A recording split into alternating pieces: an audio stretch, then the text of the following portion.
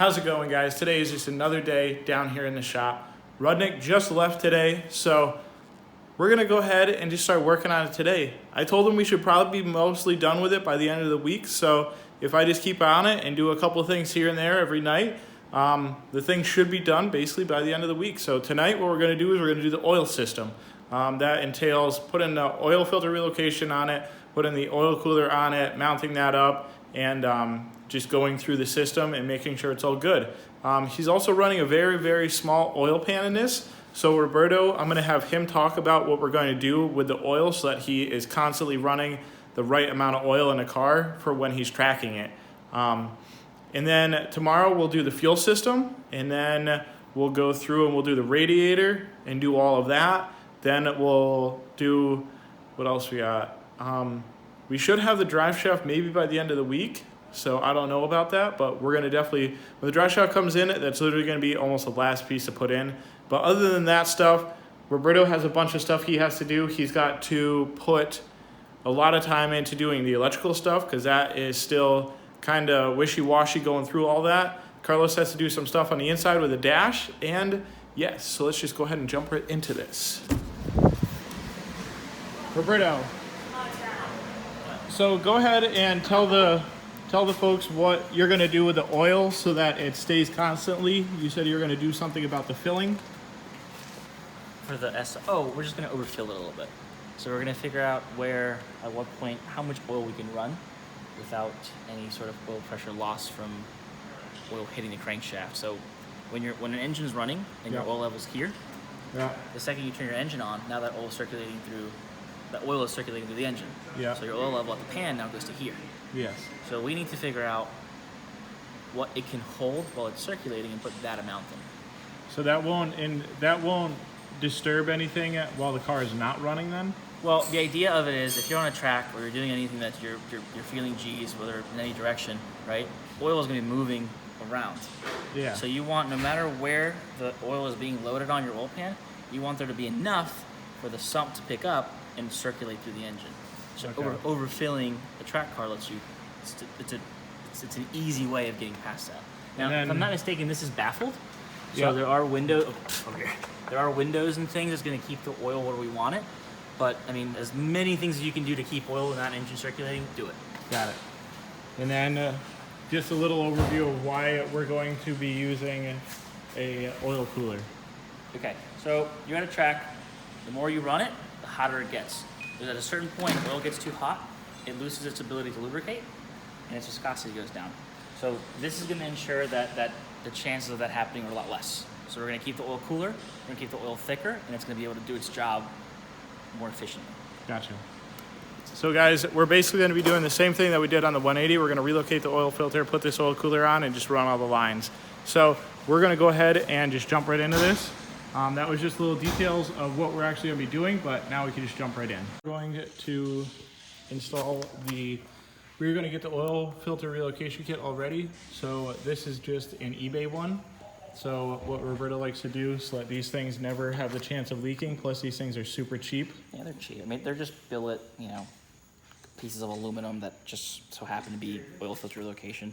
You don't have to get fancy with these. But I don't trust the fittings. I've always had bad luck with these fittings and the O-rings blowing out and leaking. So they're so cheap. What I do is I just epoxy the fittings onto the housings. And that way you never have to worry about any of these things backing out or leaking or anything like that. And again, so cheap. If you ever need to replace, you just buy another one. JB Weld. That's on there. Marcus, we already have. Want to tighten that one down for me? Definitely want to be careful not get where any oil is going to be as far as inside or anything. But this is JB Weld. Once it hardens, yeah, you could even snug that on there. You don't have to get too tight with it. There you go. A little snug. I guess we'll do this side as well.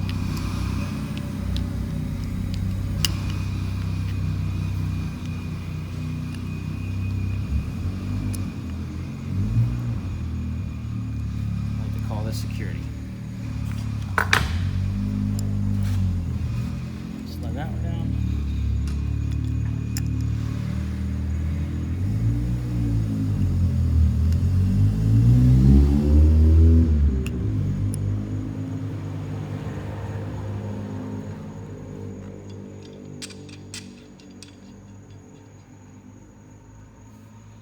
Okay.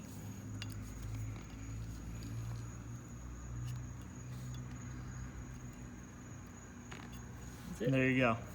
That's it. It's a cheap and easy way to make sure that you'll never have an issue. Filter relocation kit, we're going to just take out all of this fuel system right here just to clean up this area so that we can actually get in here really good and get this oil filter relocation in there in a nice neat way.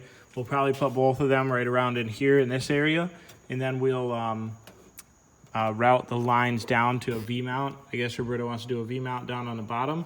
I'm actually just gonna let him do that, and however he wants to do that and mock that up, he can go ahead, and then I'm just gonna run the lines to it. So that's how I feel like I wanna do that.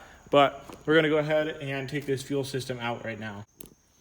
So guys, we got Rudnick's car back up in the air.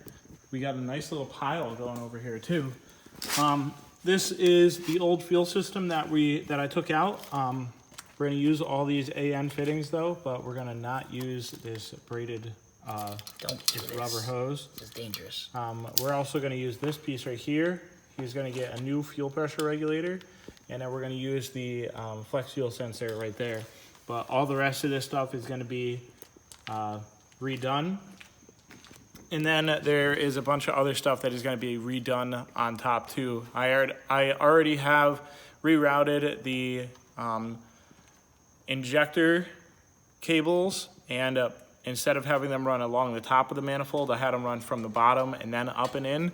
And then you can sort of see the oil filter relocation kit. It is right there, that little purple piece right there. That's coming along good right there. We got one fitting on there. What we're doing right now is we're just mocking everything up, and then we're gonna do the actual lines tomorrow because it's actually super late. It's already like 11 o'clock. But Roberto's got a nice bracket right here going on. So why are you doing it under here instead of in the front? Okay, so we decided to go for a V-mount oil cooler because we just didn't have the room. So typically you want your intercooler to be the first thing in line to get fresh air, and you don't want anything to act as a heat exchanger to the intercooler. With this car, when they put the intercooler in, they didn't leave any room between the intercooler and the radiator. So if we were to put this oil cooler anywhere here for it to work efficiently, it would heat soak the intercooler with heat from the oil. So because that would just be stupid and just make more problems than good, we are just going to run a V-mount oil cooler setup. So it'll mount here. It'll still get plenty of airflow from the ground, and kind of looks cool too. It's the best functional method we can do with this setup. I definitely think I'm gonna have to tell Rudnick to go to my house and get one of the skid plates, the homemade skid plates that I have. And because knowing Rudnick, he is definitely probably gonna either bottom this thing out at least once by going too fast through a corner or something, and it would just be horrible for him to rip this thing right off the car. I will say this, well, we're gonna add oil pressure protection in the AAM. So if this thing runs out of oil pressure while he's driving it, it's gonna shut him off. But from the way we have it set up right now, it won't be the lowest thing in the car. Yeah. So if he does bottom out, he's going to hit subframe before he hits, or cross member before he hits anything. So yeah, I think damage won't be, the damage report won't be too big if he does bottom out. Yeah. But now we're gonna put this thing down, and I'm gonna show you what I did up top. I'm gonna redo this bracket because the bracket that I made isn't like to my standards, so I don't really like it the way that it came out, so I'm just gonna redo it. But I'm gonna redo that tomorrow. I'm gonna go to Lowe's and get more stock, and then we're gonna do it again. But I'm gonna put it down, and I'm gonna show you how I ran those wires and just how the oil filter is set up right now. How we got this thing going on right here is we got the two fittings down under here for right now, and then we have this bracket just for mocking up purposes.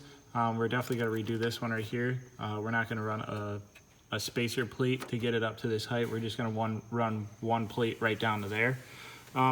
But yes, we are chugging along on this thing, and then the lines are going to go somehow around down through here and then over to there.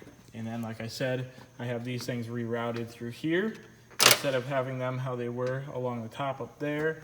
It's a lot cleaner up here with no fuel system in here right yet. And then we're gonna run the catch can around the back of the motor and then on that side over to there.